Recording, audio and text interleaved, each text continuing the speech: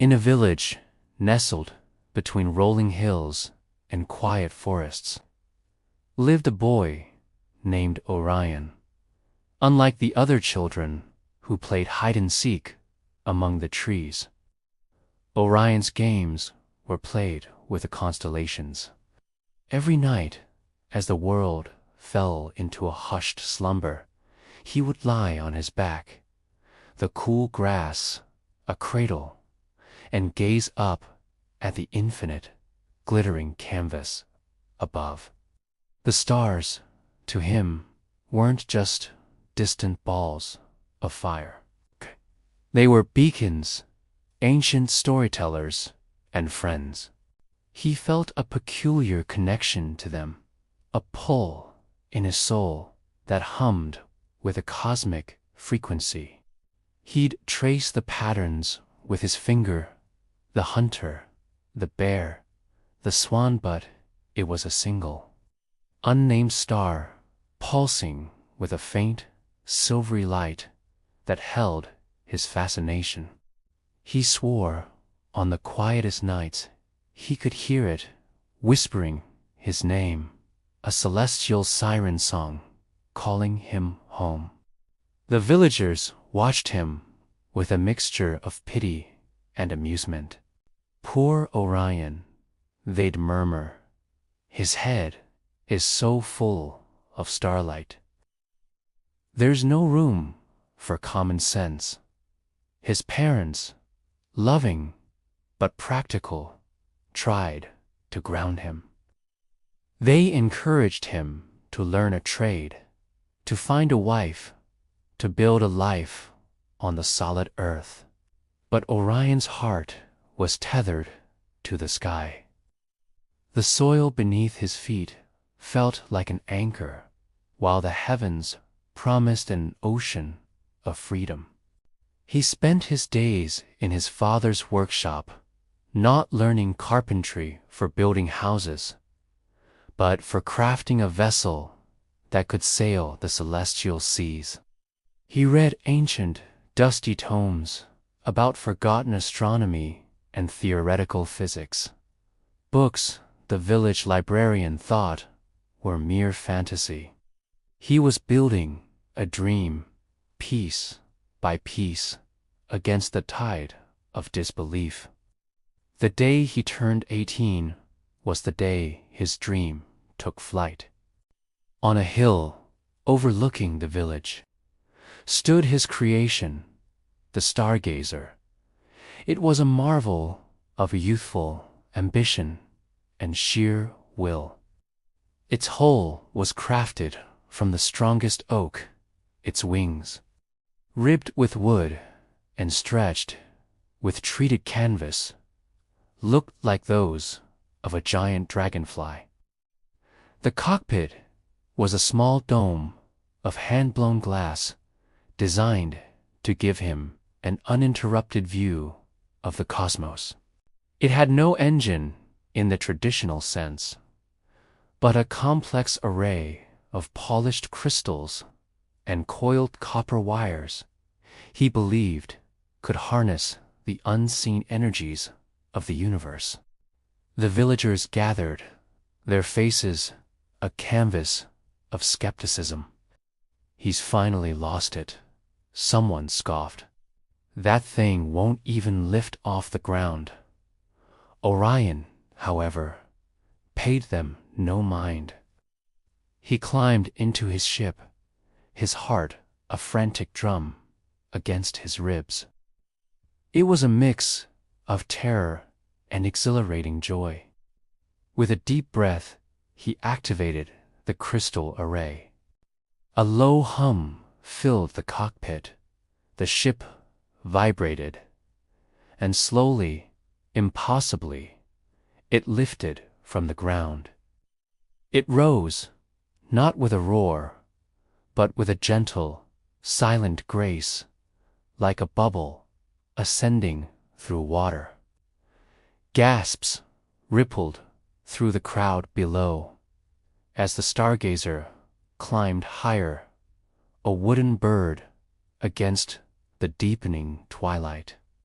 Orion looked down one last time at the shrinking village, a patchwork of warm lights, and then turned his eyes forward, toward the endless night and the star that called his name. His journey was nothing like the stories he had read. He didn't encounter fearsome aliens or galactic empires. Instead, he sailed through phenomena of breathtaking, silent beauty. He navigated storms of shimmering light, where colors he had no names for danced and swirled like watercolor in water. He drifted through rivers of nebulous clouds, vast ethereal nurseries where new stars were being born, glowing like embers in a cosmic forge. The silence was the most profound part. It wasn't an empty silence, but a full one, resonating with the quiet, steady rhythm of the universe. Days and nights blended into one long, continuous moment of wonder. He was a solitary sailor on an endless ocean, yet he never felt alone. The stars were his companions, their steady light a constant presence. Through it all, he kept his course set for the one star, his guiding light. It grew brighter with each passing cycle, its silvery glow filling his cockpit. He imagined what he would find there: a civilization of light beings, the secrets to the universe, or perhaps simply a place where he belonged. The anticipation was a fire in his chest. He was getting closer. He could feel it. The star was no longer a pinpoint of light, but a brilliant, radiant sphere that pulsed with a gentle, welcoming rhythm. He prepared for his arrival, his hands trembling slightly on the controls. This was the culmination of his life's dream, the answer to the call he had heard since he was a boy. As he entered the star's corona, a wave of warmth and light washed over him, but it didn't burn. Instead of a physical world, he found himself enveloped in pure consciousness. A voice, ancient and kind, echoed not in his ears, but directly in his mind. It was the same whisper from his childhood, now clear as a bell. "Welcome, Star Voyager," it resonated. "You have traveled far." Orion, overwhelmed, could only think one question: what is this place? Am I home? The voice chuckled, a sound like wind chimes and starlight. "Brave Orion," it said softly, "you were never meant to reach me. Your destiny was not to find a home in the stars, but to undertake the journey itself." Orion was confused. "But, you called to me. All my life, I've been following your voice." The star's consciousness pulsed with affection. "Yes, I called to you so that you would look up. I called to you so you would build your ship, so you would have the courage to sail into the unknown. Your purpose was never to conquer the void or to find a new world. It was to remind your world how to dream." The voice showed him a vision of his village.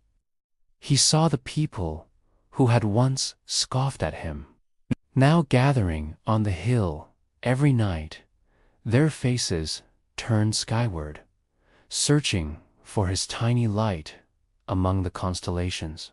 He saw children who had never before noticed the stars, now pointing at them with wide, curious eyes, their imaginations ignited. His journey had become their legend. "You are not a conqueror, Orion," the star concluded. "You are a storyteller. Go back. Your greatest adventure is not out here, but back home, in the stories you will tell." A gentle force began to turn the stargazer around, guiding it back the way it came. Orion didn't fight it. A profound sense of peace settled over him. He hadn't failed. He had found his true purpose. His return journey was different. He saw the universe not as a destination, but as a grand, unfolding epic he was privileged to witness. When his ship finally touched down on the familiar hill, the entire village was there to greet him. There were no jeers, only awestruck faces and 100 eager questions. Orion didn't come back with alien artifacts or celestial treasures. He came back with starlight in his eyes and the universe in his voice.